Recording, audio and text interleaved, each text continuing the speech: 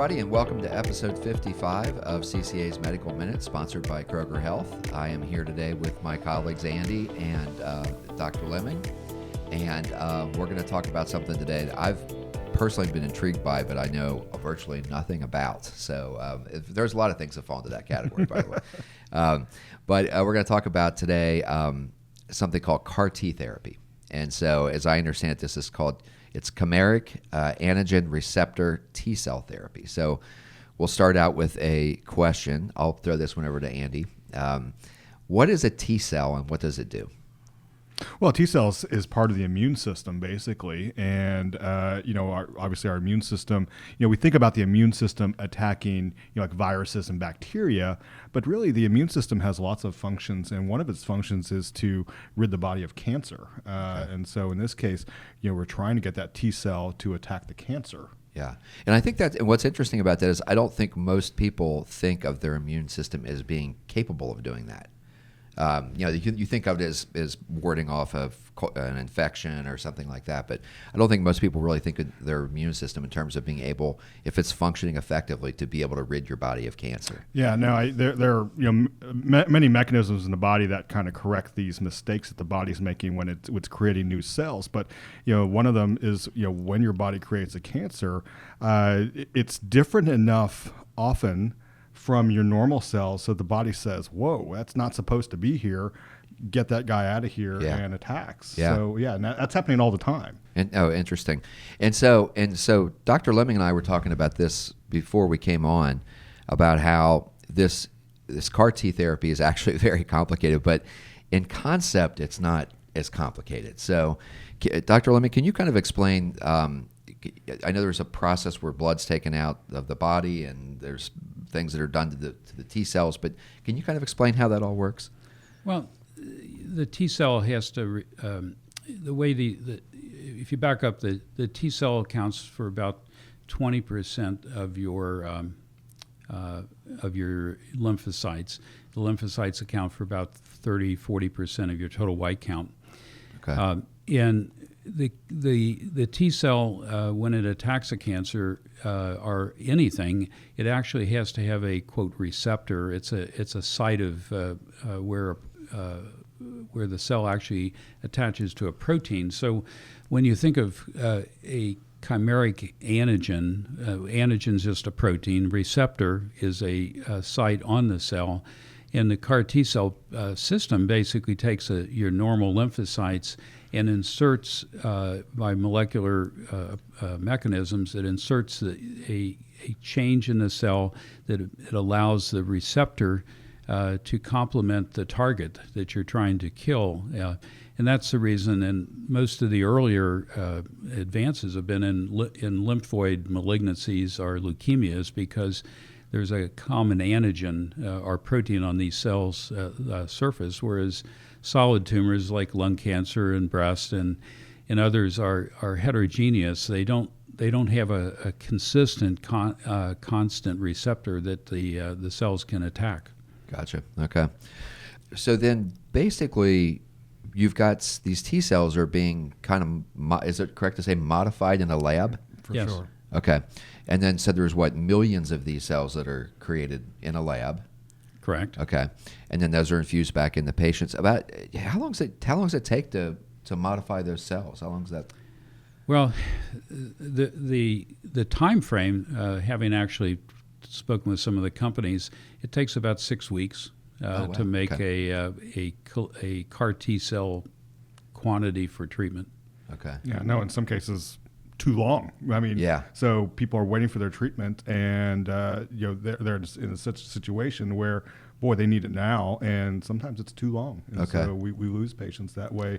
If for example, this is kind of their last effort to treat the disease, that's a long time to wait for a treatment. Yeah, that's true. In childhood leukemia, this has been just revolutionary for the kids that had failed standard therapy.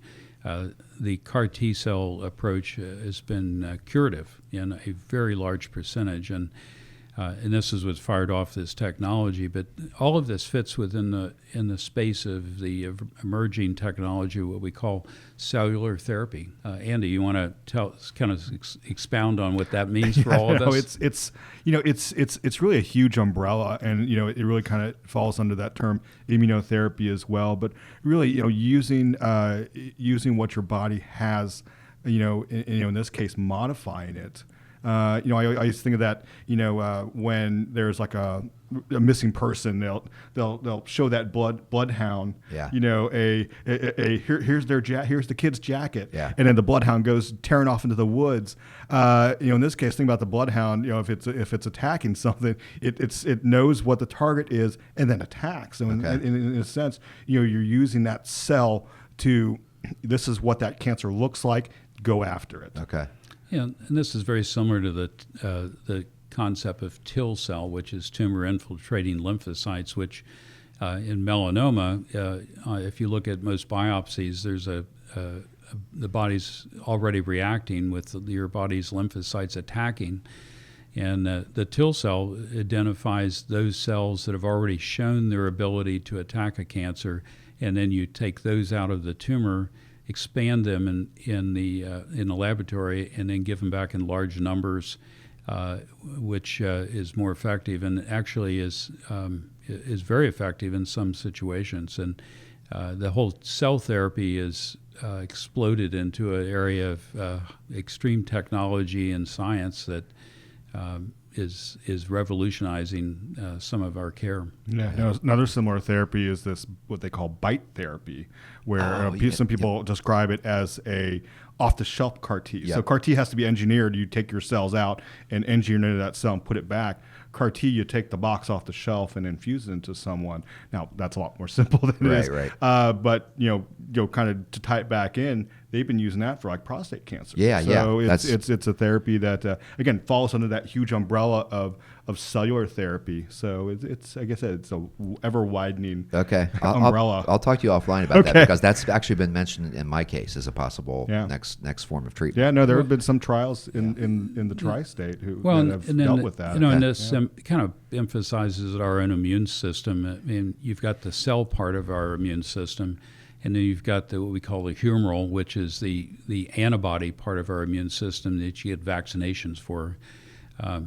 And for most everybody, they talk about like they understand the immune system, but it is so complex. If people are truly honest, we understand a certain degree that we work with, but there is so much that we don't. So it seems like, on the surface at least, you've got this thing that sounds conceptually not too difficult, even though it is in practice. Sounds like it's been revolutionary in terms of and some of the outcomes that it's providing, particularly with certain types of cancers. But so there's got to be some downside. So we know that there's some potential risks from the treatment, and so I'm thinking maybe you guys could talk about those for a minute, including this thing that I saw described as cytokine release syndrome, but I think that's cytokine storm. I think, is that what they sometimes call that? Sometimes there's a similar concept. Kind of a layman's way to explain is that if you I just need to make a little fire, I got to get warmed up, and that's all I need, just a little tiny fire. Yeah. Well, what if that fire were to set off like a wildfire in the forest? Now all of a sudden you're burning hundreds of acres of forest, and you didn't mean to. You just wanted you're just trying to get warm, and but that's what happens with cytokine. You have this this abnormal over response of the immune system that you got to calm it down right now, or some bad things can happen. And how does that happen? I mean, how do they do that? If you experience that particular side effect, how do they deal with that? Yeah, so thinking about your kind of your anti-immune system stuff. So antihistamines are kind of the first line, although not terribly effective unless it's very mild. Then you get into the steroids, and then there are some more advanced drugs. Gotcha. Yeah, I think the cytokine, when we say cytokine, it's a complex system of molecules in our body that can be helpful to us, and they respond to injury, trauma, it's a complex collection of molecules that with CAR T cell and as well as TIL cell therapy and others, it activates that system. But in common medical areas, that system gets activated in a lot of things. The cytokine system gets activated in COVID infections. It gets activated in trauma, burns, injuries. It's part of our protection system. But when it gets carried away, it actually causes harm. It's almost like some of the COVID infections in the lung. You get an over response that causes a lung problem. So it's the cytokine system equally is extraordinarily complex, and we all talk about it, and they talk about the cytokine storm, but it's a syndrome of things that occur from CAR T cell and TIL cell therapies, and the ability to contain that is important to get through the treatment. Okay. So two more things I can think of that I want to cover today, if possible, which is that despite these risks, what was the alternative before? Was that what you think about as the old bone marrow transplant and for leukemia patients and things like that? So I'm assuming the treatment was worse, right? And you had different risks. You had graft versus host and potential rejection of donor cells and things like that. Yes, I mean it depends on the disease. I mean you're looking at currently childhood leukemias and lymphomas as the primary use right now of CAR T cell that's approved, and but cellular therapy in general is such a phenomenally exciting area because you can genetically engineer cells now. We can more safely control toxicities. We can understand the molecular science better. For all of us, even if we're not in the research labs, this is just an extraordinarily exciting area for the hope of cure of diseases that we previously were unable to cure. Yeah, and in fact, maybe that's a much better way of asking the question that I think what I was kind of getting at, which I think you just answered, which is that this is less invasive, basically, than kind of what was available before. Yes, in some ways. I mean, a lot of these cases that you're using CAR T cell in children have already been past transplants and such, and so this is a technology that, as its effectiveness is demonstrated, like other things in cancer, it gets moved earlier and earlier into the course of the disease to hopefully cure things earlier with less toxicity. Gotcha. Now, it's still extraordinarily expensive, though, correct? Correct. And are insurance companies, paying for that? Or, is there ever any time where an insurance company just flat out rejects it? Well, for ones that are FDA approved, I think they generally are able to cover it. And I think you have to look at things in different ways. A treatment that may look on the surface as being extraordinarily expensive for a single treatment, if you contrast that to the care of an illness that is requiring multiple hospitalizations, long-term care, and eventually the patient dies, the cost actually may be cheaper if you have something that's highly effective earlier in the course. Okay. And Dr. Leming, one thing I read here is that the remission rates are also very, very high in many cases. But, this is just a really, really general question. I don't really know that we've really dealt with this on any of these episodes yet. When you talk about remission is not cure, but how is remission defined? Is that a certain is that basically no evidence of disease? Is it a certain amount of time that passes with no evidence of disease? When you see something that says up to an 80% remission rate, that sounds fantastic. Right. Is that an enduring, a durable period? We hope so. Yeah. Just in general, anytime you have a tumor that responds to therapy, you can already term that a partial remission. Okay. Now, when we say, wow, that's a complete remission, really it's a disease where we scan the person head to toe. Again, we're thinking about solid tumors here, and there's no remnants of that disease. We don't see any evidence of the disease. So that's this NED, no evidence of disease designation.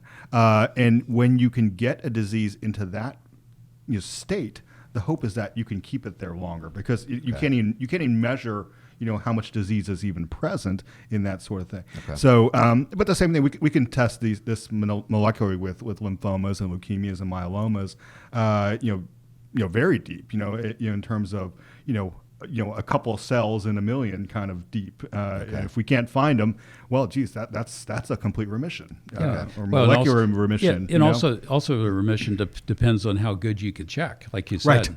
Right. The exactly. Minimal residual disease concept in say myeloma, even a number of years ago, that wasn't even discussed because you didn't have the ability to technically find it. So, the whole remission and concept has been thrown on its head because of the different technologies now, targeted therapies and cellular therapies and immunotherapies. The significance of what we call remission versus disease control has really changed a lot. Okay. Yeah, for sure. In a good way. Yeah. So anyway, lots of hopeful stuff here. For sure. Exciting. Yeah, really. And particularly now that there's clinical trials, I think, where it's being tested on solid tumors and pancreatic and lung and colorectal and things like that. So, hopefully we'll see advances in those areas as well. And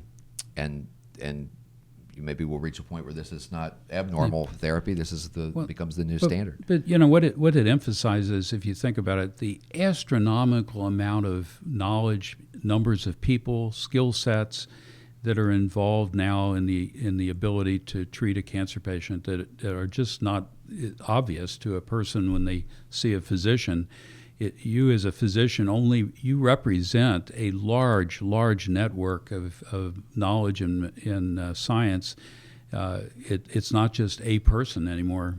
We all have to depend on a lot of other people to help people better. Yeah.